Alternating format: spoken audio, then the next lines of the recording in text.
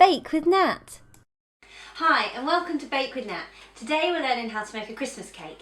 Now the great thing about this recipe is that you can mix and match the type of fruit and alcohol that you use. So traditionally Christmas cakes use raisins, sultanas and currants, but if you don't like those things you can substitute them for other fruits. I'm going to show you how to do that later. Likewise with the alcohol, if you don't particularly like brandy and sherry, which is normally used in a Christmas cake, you can substitute it for alcohols that you like, perhaps almond liqueur or salted caramel liqueur, who knows. The thing to do with this recipe as well is to start it the night before you want to bake, at least.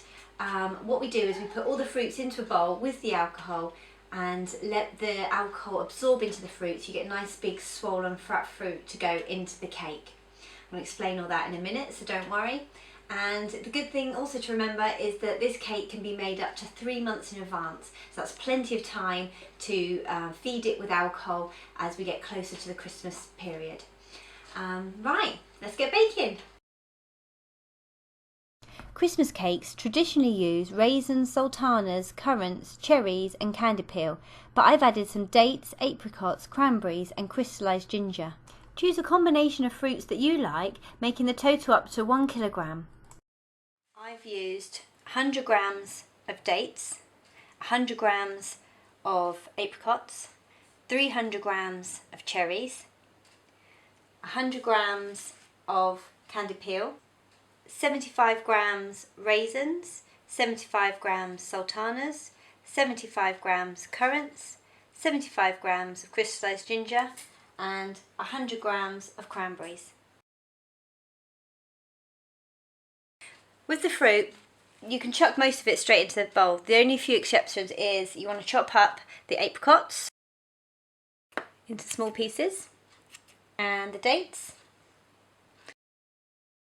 With the cherries, you're going to want to give them a wash because they're quite sticky. So my advice to you for that is just to give them a quick wash under the tap, just through some running water. With the candied ginger, I just run that under some boiling water just to get rid of the excess sugar that you don't really need, because it's going to be sweet enough as it is. And again, when you're ready, chop, chop, chop. And same with the cherries, just chop them. And the rest can just go straight in.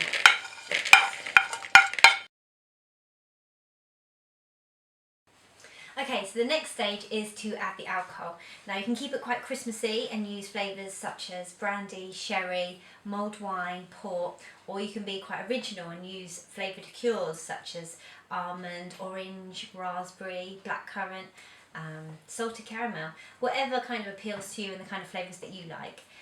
For this particular recipe I've used almond liqueur, sherry and brandy, red wine and a touch of kirsch. If you don't want to use alcohol, you could use pasteurised fruit juice, so cherry, orange, apple, whatever kind of flavours you like, or flavoured tea, just so you can still get that moistness into the fruit cake.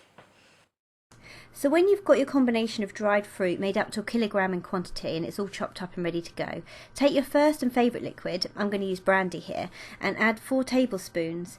Leave that to soak for between 4 and 6 hours before adding your next favourite, again 4 tablespoons, and repeat this until you've added all your assortment of flavours. When it's resting, leave it covered in cling film somewhere cool and dark.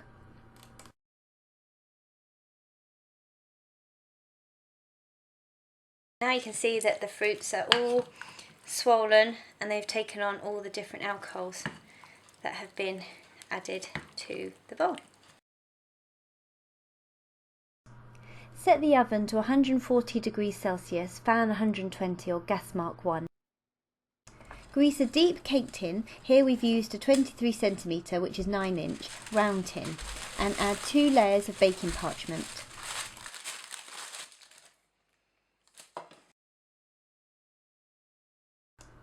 Add to a large bowl 275 grams of plain flour, 100 grams of ground almonds, 1 teaspoon of ground cinnamon, 1 teaspoon of ground ginger, 1 teaspoon of ground mixed spice, 275 grams of unsalted butter, 275 grams of dark muscovado sugar. Give it a little mix. Beat 5 large eggs with 4 tablespoons of vanilla extract. Add it to the dry ingredients and then give it all a good mix.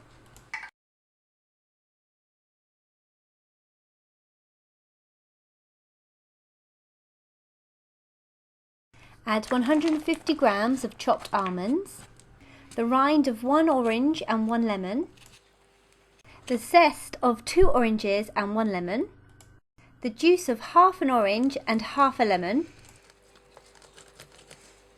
and give it another good mix. Drain the fruits and discard the remaining liquid. Then add the fruit to the cake mixture in stages.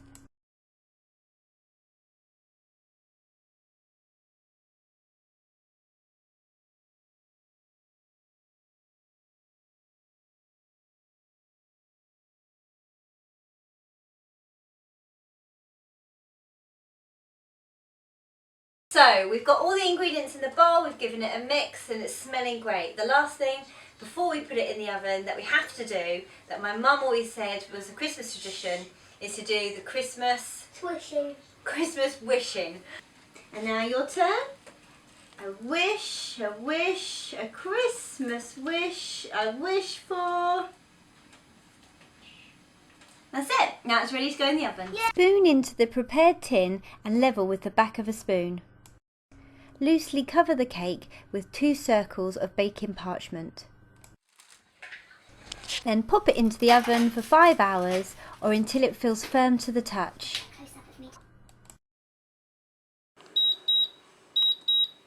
To ensure the cake is cooked, insert a knife into the centre of the cake and check that it's come out clean. Then leave it to cool completely in the tin. Use a skewer or a knife to make holes in the cake. The more holes, the more moist it will be. Add 1 to 2 tablespoons of your favourite alcohol. Here I'm using brandy and some almond liqueur. Remove the cake with the baking parchment from the tin. Then cover it in 2 layers of baking parchment and a layer of tin foil. You can use 2 layers of tin foil if you want to, and some string to keep it nice and secure. And then the last thing I do is put it into an airtight container and store it in a cool place, cool dry place, for up to 3 months.